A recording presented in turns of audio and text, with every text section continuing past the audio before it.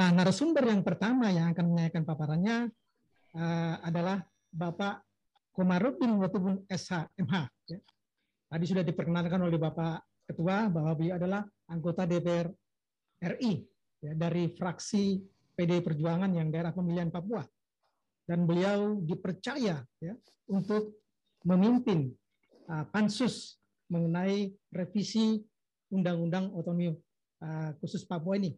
Ya, jadi tentu saja beliau memahami betul prosesnya. Oleh karena itu beliau nanti mungkin akan memaparkan dari sudut prosesnya awal dan mungkin ya isu-isu yang mengemuka pada saat perumusan Undang-Undang Otonomi khusus ini. Nah, untuk singkatnya, mari kita dengarkan paparan beliau dan kepada Bapak Komarudin Watubun kami persilakan dengan hormat. Baik, makasih saudara moderator, Pak Sony, dan seluruh keluarga besar Stipan yang saya hormati, saya banggakan, dan seluruh peserta webinar, mohon maaf kebiasaan saya tidak biasa banyak menyebut yang terhormat karena saya mengefektifkan waktu. Mudah-mudahan 15 menit saya bisa menjelaskan secara singkat. Memang tadi Pak Sony jelaskan tadi sudah itu sebenarnya jawaban dari materi diskusi hari ini. Tapi ingin saya sampaikan sedikit. Materi saya sudah sampai di tangan moderator. Sudah Pak, sudah Pak. Boleh ditampilkan, ditayangkan bisa. Lebih enak. Ya. Baik, pada saat tolong ditayangkan Pak presentasi beliau. Baik, terima kasih. Saya kasih subjudulnya itu Papua Maju Indonesia Jaya. Ya, karena Papua ini kita bangun Indonesia sehebat apapun tadi sudah sampaikan Pak Sony, tapi kalau Papua tetap seperti itu ya kita gagal dalam membangun republik ini. Bapak Ibu saudara-saudara sekalian, lanjut slide 2.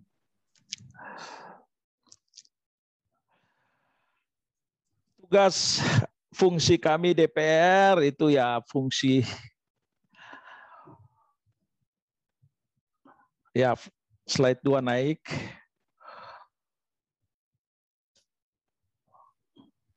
Fungsi menyusun program legislasi, undang-undang nasional, kemudian anggaran, mengurus segala hal tentang anggaran pendapatan dan belanja negara, kemudian melakukan pengawasan kinerja pemerintah dan pelaksanaan undang-undang dan APBN, termasuk undang-undang otonomi khusus itu sendiri. Lanjut. Slide 3. Ini proses penyusunan undang-undangnya.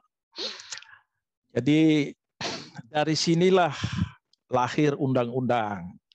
Prosesnya cukup panjang, namun kami dalam kondisi COVID ini kami tetap melaksanakan itu dengan sungguh-sungguh.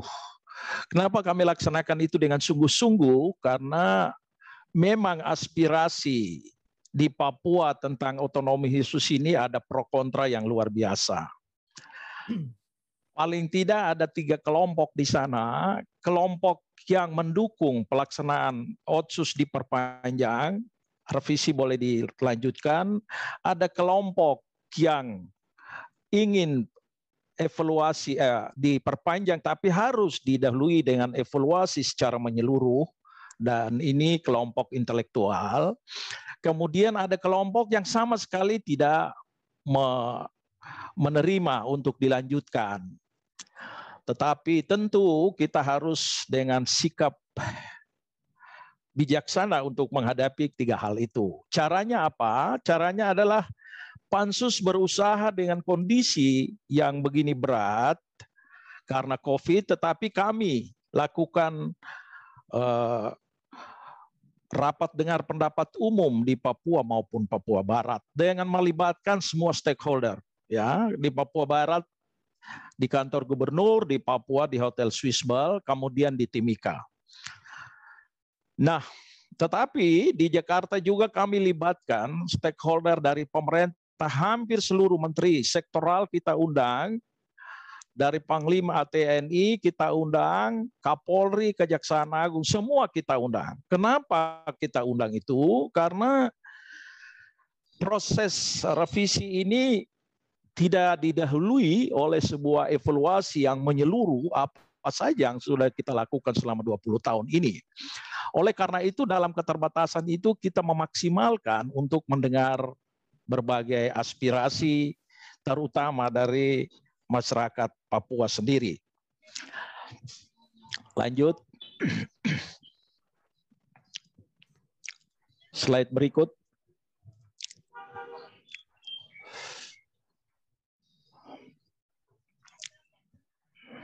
Nah, kita memperhatikan ya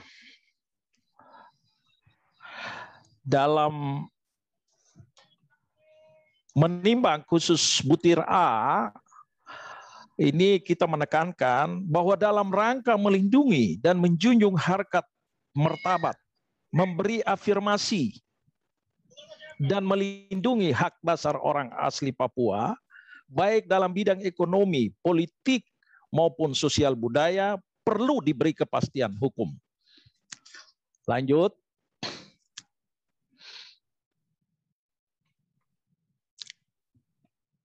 Sudah, itu tadi saya sudah sampaikan, bisa dilanjutkan.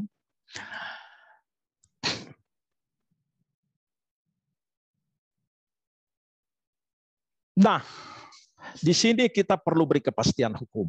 Ya, kenapa begitu?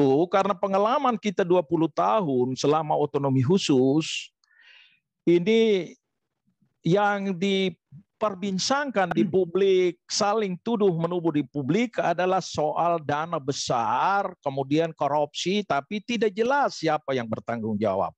Ya, saling lempar tanggung jawab antara pemerintah pusat kepada pemerintah daerah dan pemerintah daerah kepada pemerintah pusat. Nah, karena memang ada pasal-pasal dalam Undang-Undang Otsus yang membutuhkan penjebaran lanjut oleh peraturan pemerintah dan Perdasi-Perdasus memang tidak dilaksanakan. Kemudian pengelolaan anggaran di daerah juga dikelola secara tidak bertanggung jawab banyak juga. Oleh karena itu kami dalam proses undang-undang ini memang bagi kami wakil DPR dari Papua maupun Papua Barat itu saya sebut seperti buah simalakama ya dalam demokrasi Pancasila. Tetapi karena kami sepakat ya baik pemerintah maupun DPR kita bersepakat bahwa hukum tertinggi dalam demokrasi Pancasila itu adalah kekeluargaan. Karena dengan semangat kekeluargaan itulah kita bisa menyelesaikan persoalan. Ya. Sesulit apapun masalahnya, kalau semangat itu menjadi sebagai roh kita dalam menyelesaikan persoalan bangsa, saya pikir pasti masalah akan selesai. Lanjut. Karena semangat itulah yang mendasari diskusi kita, akhirnya yang tadinya usulan pemerintah hanya 3 pasal, ya pasal 1 tentang maksud dari Undang-Undang Otonomi Khusus, pasal 24 tentang keuangan, dan pasal 76 tentang pemekaran, ya ini diusulkan pemerintah. Kenapa diusulkan 3 pasal? Karena alasan pemerintah bahwa Undang-Undang 21 khusus pasal 34 tentang keuangan 2% alokasi dana DAU nasional kepada Papua itu berakhir pada tahun 2021 ini. Ya. Kemudian tentang pasal 76 pemekaran. Pemekaran itu sebelumnya pasal 76, pemekaran itu dilakukan oleh rakyat ya dapat dilakukan lewat DPRP dan MRP. Tetapi realitas politik menyatakan hal ini tidak juga dilakukan dengan sungguh-sungguh.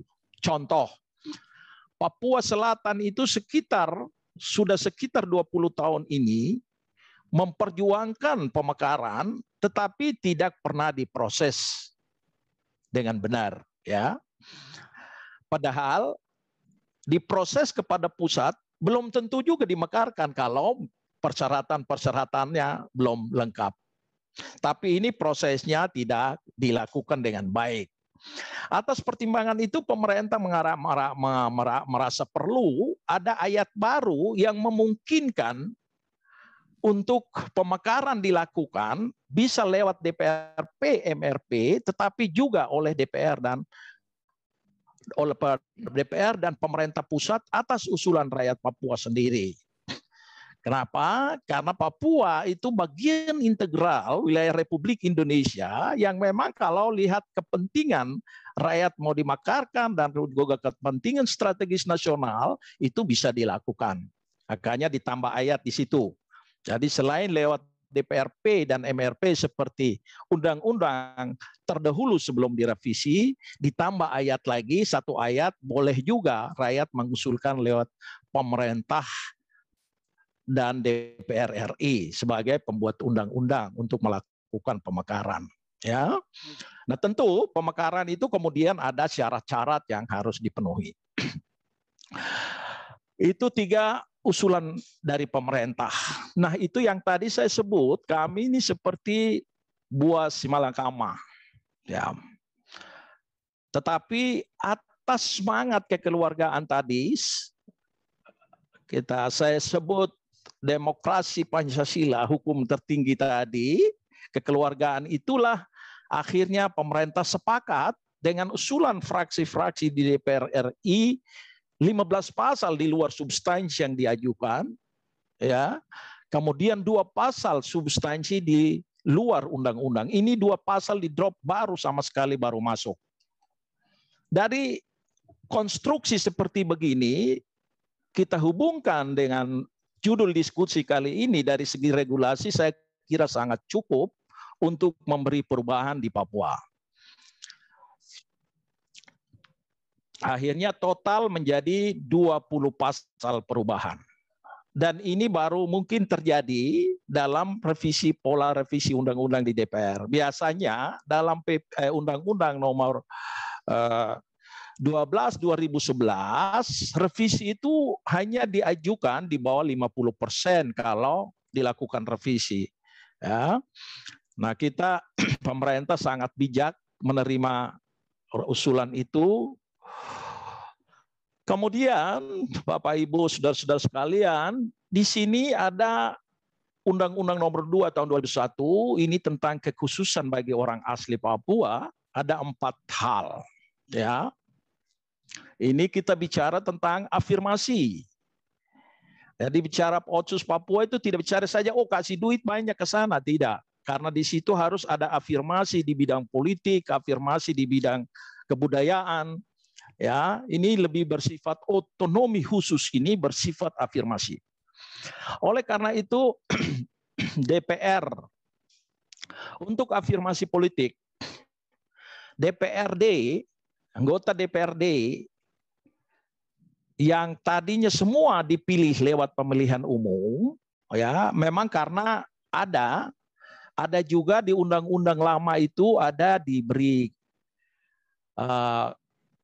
kewenangan untuk didirikan partai politik lokal. Tapi kemudian teman-teman di sana dirikan partai dan waktu itu terjadi pro kontra pandangan pusat dan daerah soal partai lokal, lalu digugat ke Mahkamah Konstitusi. Ternyata Mahkamah Konstitusi batalkan tentang partai lokal. Nah, kalau itu persoalan, maka kita beri solusi. Solusi dengan sudahlah, partai lokal juga belum tentu memberi kepastian untuk orang asli Papua bisa mendapat kursi di DPR. Ya. Oleh karena itu kita memberi solusi. Kalau untuk memprotek, ya kita angkat. Ada kepastian. Ya, angkatnya kita turunkan yang tadinya di DPR hanya di provinsi yang diangkat 1/4 dari jumlah kursi DPR Provinsi Papua, kita turunkan di kabupaten kota. Jadi dari semua kabupaten kota kita mengangkat putra-putri asli Papua, ya, yang tidak boleh berafiliasi kepada partai politik, supaya dia betul-betul memperjuangkan hak orang asli Papua tanpa melihat dia dari partai mana, suku mana, agama mana, ya. Maka oleh karena itu label politiknya harus dilepas, yang berhak untuk bertarung masuk dalam 1/4 ini. Nah, 1/4% kalau kita hitung di kabupaten kota di seluruh Papua itu sama dengan 250 kursi afirmasi. Dari 250 kursi kita memberikan 30%, sekitar 70 kursi berarti untuk perempuan Papua supaya mereka juga berpacu dalam politik Papua. Itu afirmasi di bidang politiknya. Kemudian alokasi anggaran. Anggaran pendidikan dan kesehatan untuk orang asli Papua, sehingga orang asli Papua dapat menikmati pendidikan sampai jenjang pendidikan tinggi. Dan tingkat kesehatan akan semakin meningkat. Ya, ini yang tadi juga sudah disampaikan oleh Pak Soni tadi. Jadi selama ini di Undang-Undang Lamut disebut juga soal persentase, soal pendidikan, kesehatan. Tetapi sekarang kita lebih fokus dengan memperketat regulasinya. Kemudian bidang ketenaga kerjaan, perekonomian, pasal 38 menegaskan dalam melakukan usaha-usaha perekonomian di Papua wajib mengutamakan orang asli Papua. Oleh karena itu tentu, tapi harus ada syarat-syarat. Kan orang wajib tapi juga harus ada syarat-syarat. Makanya adik-adik yang kuliah di Stipan ya mudah-mudahan pulang dan itu ada regulasi memungkinkan adik-adik untuk berpartisipasi dalam membangun Papua. Bidang pemberdayaan pasal 36 ayat 2 huruf D menegaskan bahwa sebesar 10% dari dana bagi hasil dialokasikan untuk belanja bantuan pemberdayaan masyarakat adat. Ya. Masyarakat adat ini juga sebenarnya diatur di Undang-Undang Otsus lama, tetapi belum dijebarkan secara detail dalam regulasi-regulasi lanjutan supaya bisa beroperasional. Lanjut, slide berikut.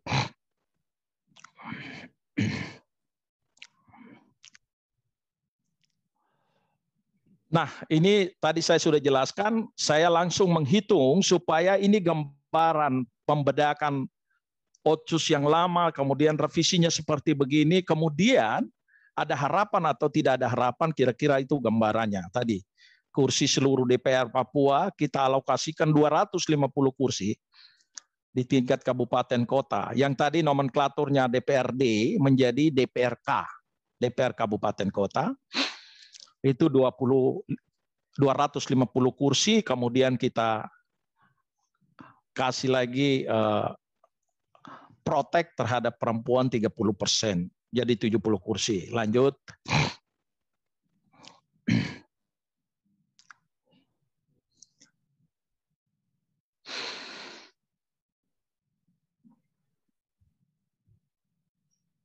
Nah, ini 4 isu penting. Tadi isu yang tadi khusus, ya, khusus fokus untuk orang asli Papua. 4 isu penting ini dia bersifat umum, artinya aktivitas 4 isu ini juga bisa berdampak kepada masyarakat Papua dan penduduk Papua secara keseluruhan. Dana Otsus tidak hanya 2,25%, tapi pembenahan tata kelola baru dana Otsus. Nah, ini yang menjadi masalah. Selama ini kita kasih 2%, tapi tidak ada tata kelola yang baik. Akhirnya sekarang kita saling mempersalahkan. Sekarang kita buat tata kelola baru, yang ini yang tadi disampaikan. Jadi penerimaan berbasis kinerja mengatur 30% untuk pendidikan dan 20% untuk kesehatan. Aturan ini pada akhirnya akan mensejahterakan orang asli Papua. Kemudian hadirnya sebuah badan khusus percepatan pembangunan Papua, BKP3, dengan Wapres sebagai ketua, untuk tugasnya untuk sinkronisasi, harmonisasi pembangunan di Papua dan seterusnya. Ya.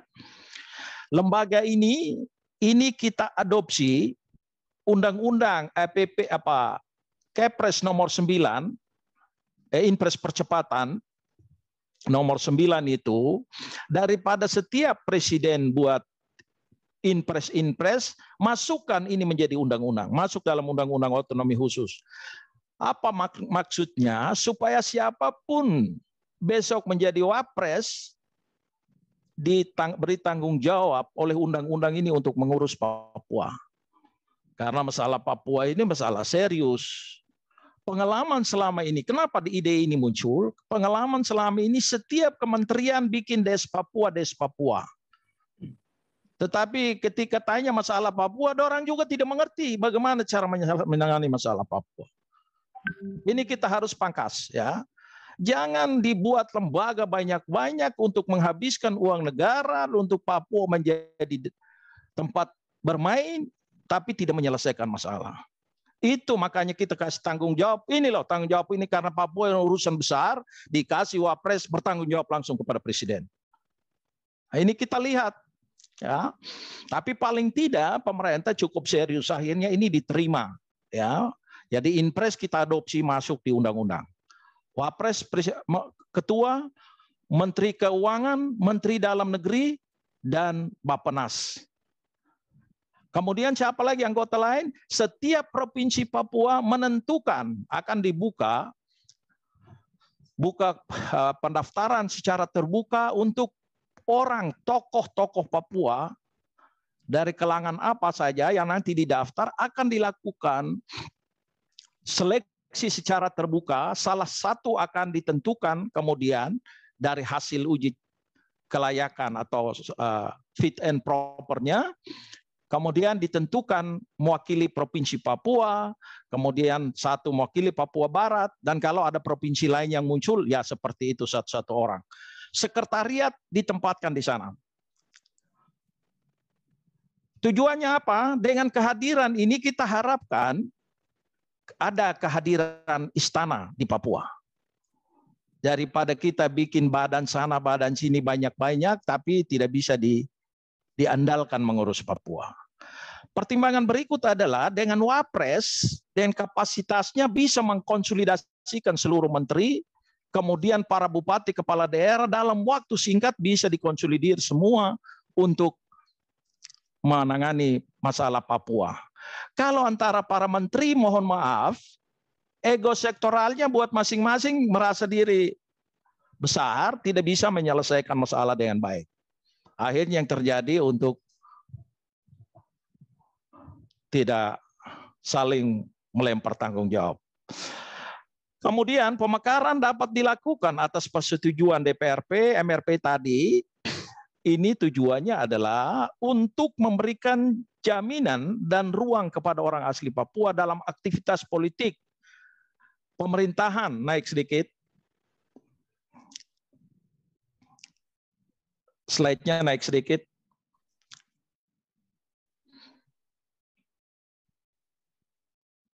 Mohon slide-nya digeser naik sedikit. Saya tidak terbaca yang di bawah.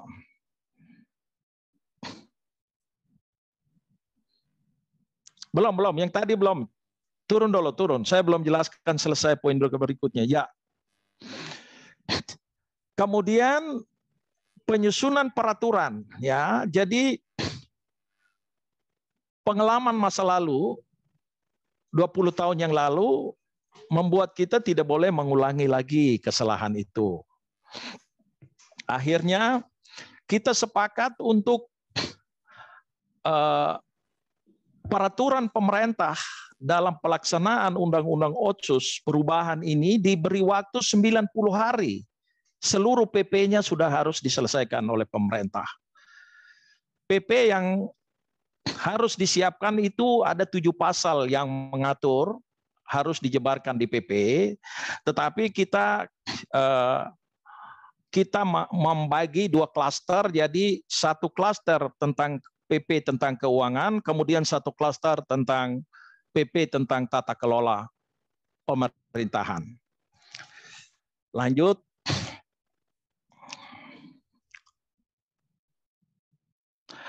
Nah, saya coba masuk kesimpulan dalam 3 poin begini. Masa depan Papua ditentukan oleh pemimpin di daerah, gubernur, bupati, wali kota, serta kerja keras dan kesejahteraan kolektif rakyatnya. 2, berhenti mencari kambing hitam tentang ideal atau idealnya pelaksanaan OCUS ini. Ya, tadi pro kontra kita, saya kira kita kurangi, kita melihat ke depan lebih penting dari kita bicara terus tentang masa lalu. Masa lalu itu penting, tapi masa depan lebih penting. Yang ketiga, kata orang bijak, kita tidak mungkin menjadi keledai yang masuk ke lubang yang sama. 20 tahun cukup bagi kita untuk memperbaikinya. Yang keempat, kembali pada nurani untuk tidak koruptif, manipulatif, serta berkorban untuk masa depan anak cucu demi masa depan Papua yang damai dan sejahtera. Itu poinnya. Karena bagus apapun aturan yang kita buat, kalau para penyelenggaranya tidak paham, termasuk juga pemerintah pusat tidak serius, ya. Ini penting juga. Tadi saya sebut daerah karena saya memulai dengan kita tidak pernah berubah atau tidak ada orang lain yang merubah nasib kita selain kita sendiri berusaha. Kemudian ditunjang oleh tangan-tangan pusat supaya Papua maju, Indonesia jaya. Begitu Pak Sony. Terima kasih. Silakan kita diskusi. Baik, terima kasih Pak Komarudin. Paparannya luar biasa sekali, memberikan pencerahan kepada kita semua. Tapi Ya. Pak Moderator, minta maaf, saya mungkin agak lari-lari sebentar karena waktu yang sama ini saya harus layani beberapa kegiatan. Oh, tidak apa Pak, kita masih menunggu paparan dari narasumber. Oke, baik. Habis itu saya gabung lagi ya. Ya, baik. Nanti Pak. waktu diskusi aja. Iya, makasih. Waktu diskusi saya akan gabung, tapi tetap saya monitor. Terima kasih, Baik, Pak Sony. Terima kasih Pak Komar. Terima kasih teman-teman semua. Merdeka. Merdeka. Merdeka. Merdeka. Baik, Bapak Ibu sekalian, luar biasa tadi ya, pemaparan dari Pak Komar yang memberikan kita pencerahan bagaimana prosesnya berlangsung, bagaimana pro kontra timbul, bagaimana dilema yang dihadapi oleh anggota DPR yang berasal dari Papua, yang kemudian ini menjadi simalakama, yang kemudian juga dengan tugas konstitusionalnya mereka tetap melaksanakannya dengan inspirasi yang banyak dari banyak elemen-elemen. Dan kemudian kita lihat juga isu-isu atau materi-materi krusial yang kemudian menjadi isu dari perubahan pasal-pasal yang tadinya usulan pemerintah ada 3, kemudian berubah menjadi 20, luar biasa.